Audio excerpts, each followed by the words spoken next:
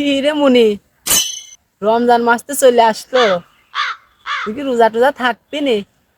তুই যে ভালো ভালো, তো সিয়ারা দেখলি মাঝি চাকরি চলে যায়, তো সিয়ারা দেখলি গাছের ফল ধরা বন্ধ হয়ে যায়।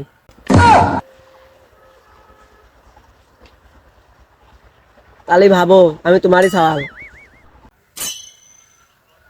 কি পাপি যে করেছিলাম তোর জন্মটা দিয়ে। আব্বা,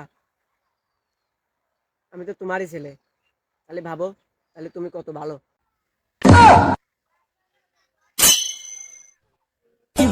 তুই তো এই রমজান মাসে ভালো হওয়ার চেষ্টা করতেছিস, ভালো কথা।